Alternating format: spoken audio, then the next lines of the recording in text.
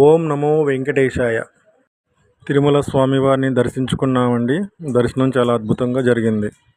ఇప్పుడు స్వామివారి పరమభక్తుడు స్వామివారి కైంకర్యాల కోసం పూల తోటను పెంచిన అనంతాల్వార్ తోట చూడడానికి వెళ్తున్నామండి. హాయ్ హలో అండి. తిరుమలలో స్వామివారి ఆలయానికి వెనుకన ఉన్న అనంతాల్వార్ తోటను ఇప్పుడు చూద్దాం రండి. ఈ అనంతాల్వార్ తోట మనకి తిరుమాడ వీధిలో దక్షిణ తిరుమాడ వీధి, పడమట తిరుమాడ వీధి కలిసే చోటు అంటే నైరుతి భాగంలో ఉందండి. ఇంకా సింపుల్గా చెప్పాలి అంటే మనము మ్యూజియంకి వెళ్ళే దారి పక్కనే ఉంటుందండి. మ్యూజియంకి వెళ్ళే దారి దగ్గరికి వచ్చి అనంతాల్వార్ తోట అంటే ఎవరైనా చూపిస్తారు. ఇదేనండి అనంతాల్వార్ తోటలోకి ఎంట్రన్స్. ఇప్పుడు మనం లోపలికి వెళ్తున్నాము. అనంతాచార్యులు వారు వెంకటేశ్వర స్వామికి పరమభక్తుడు, రామానుజాచార్యుల వారికి ప్రియ శిష్యుడు. వెంకటేశ్వర స్వామి వారికి నిత్యం పూలు సమర్పించడానికి ఆయన ఇక్కడ ఈ స్థలంలోనే పూల తోటను పెంచారు. ఆ కనిపిస్తున్నది అనంతాల్వార్ విగ్రహం అండి. ఈ అనంతాల్వార్ తోట వైకుంఠం క్యూ కాంప్లెక్స్ 2కి మరియు వైకుంఠం క్యూ కాంప్లెక్స్ 1కి మధ్యలో ఉంటుందండి. ఆ పైన కనిపించే ఫుట్పాత్ వైకుంఠం క్యూ కాంప్లెక్స్ 2 నుంచి 1కి వెళ్ళే మార్గం అండి. ఇక్కడ మనం లోనికి ప్రవేశించగానే ఎడమ వైపున మహాలక్ష్మి అమ్మవారి విగ్రహం ఉంటుందండి.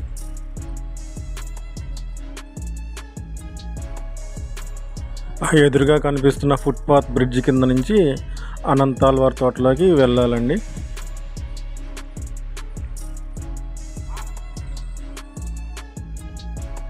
అనంతాల్వార్ తోటలోకి వచ్చేసామండి. ఇక్కడ ఎడమ వైపున అనంతాల్వార్ బావి ఉందండి. ఈ బావిలోని నీటిని తోడి అనంతాచార్యులు వారు స్వామివారి కైంకర్యాల కోసం పూల తోటను పెంచారండి.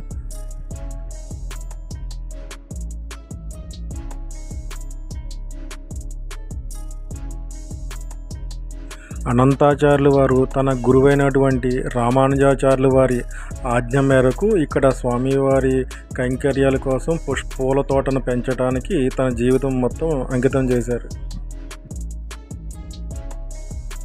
తిరుమలలో స్వామివారి సేవకు వచ్చే భక్తులను ఇక్కడ అనంతాల్వార్ తోటలోని మొక్కల సంరక్షణార్థం సేవా డ్యూటీలు ఇక్కడ కూడా వేస్తున్నారు.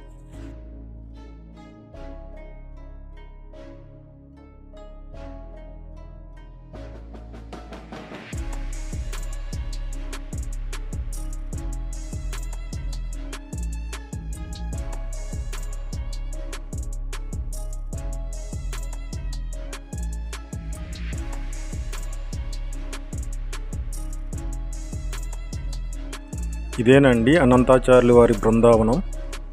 మీరు వినే ఉంటారు, అనంతాచార్యులు వారి ధర్మపత్ని గర్భవతిగా ఉన్నప్పుడు వెంకటేశ్వర స్వామి బాలుడి రూపంలో వచ్చి ఆమెకు సహాయం చేయగా అనంతాచార్యులు వారు కోపంతో బాలుడిపైకి గుణపం విసరగా ఆ గుణపం స్వామివారి గడ్డానికి తగిలి రక్తస్రావం అయింది అని మనం విన్నాము కదా.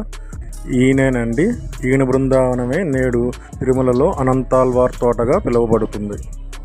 ఇక్కడ అనంతాల్వార్ జీవిత చరిత్రను క్లుప్తంగా వివరించారండి. ఓం నమో వెంకటేశయ్య.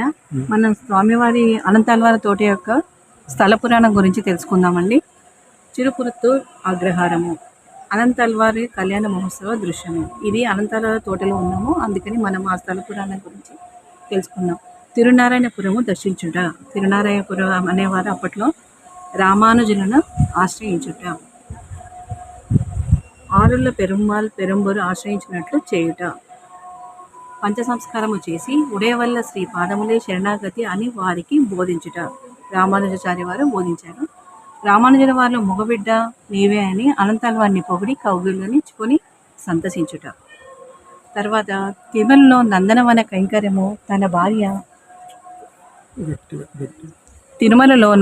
కైంకర్యము తన భార్య మట్టిని పోసి వచ్చినప్పుడు ఒక బాలుని రూపంలో తిరుమలేశుడు సయాపడుచుట అనంతాల్వారు చూచుట.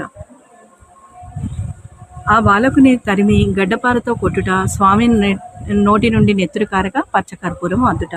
ఆ గడ్డపారని మనం తిరుమల గుడిలో చూడవచ్చండి. రోజు రాత్రిపూట ఒక రాజు రాణి పూలు కోయటను చూచి కోపగించుట. ఆ రాణిని చెట్టుకు కట్టి రాత్రంతా కావలి ఉండుట. మరునాడు స్వామివారు వక్షస్థలంలో లక్ష్మీదేవి కనబడకపోవుటను భట్టారు గుర్తించి నిజము తెలుసుకొని అమ్మవారిని స్వామి ఎదుట చేర్చుట.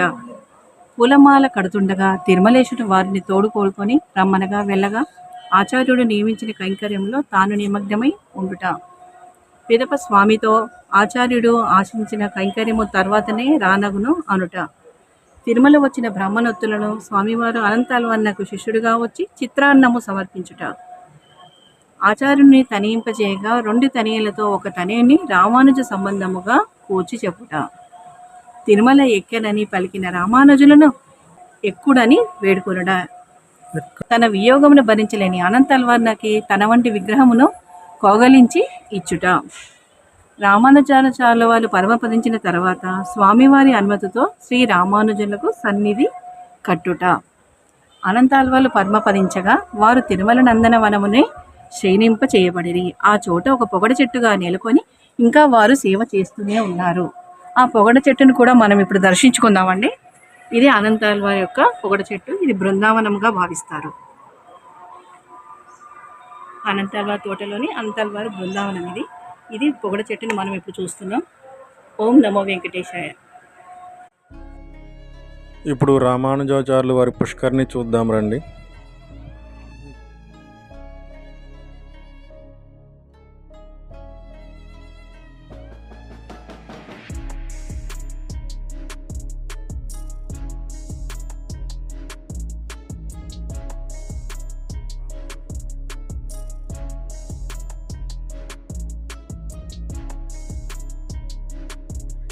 ఇదేనండి రామానుజాచార్యుల వారి పుష్కరిణి.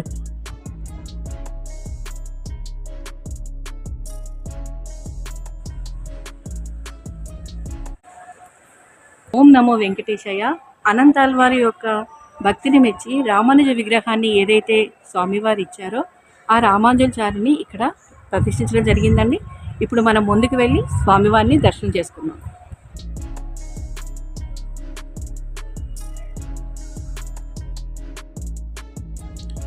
ఇక్కడ రామానుజాచార్యులు ఇచ్చిన తన ప్రతిమతో పాటు స్వామివారి దశావతారాలు కూడా ఉన్నాయండి.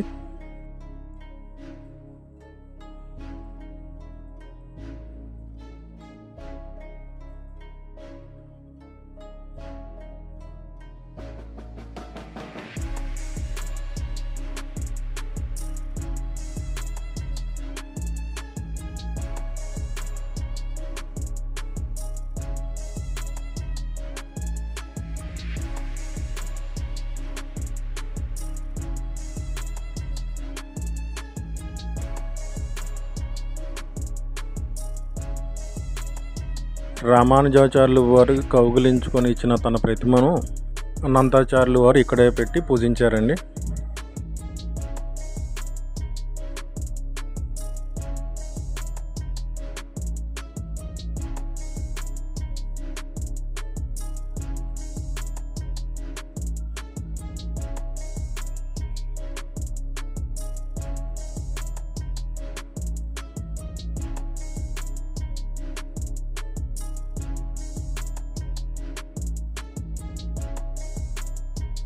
ఇప్పుడు అనంతాల్వారి తోటలోని తులసి తోటను చూద్దాం రండి.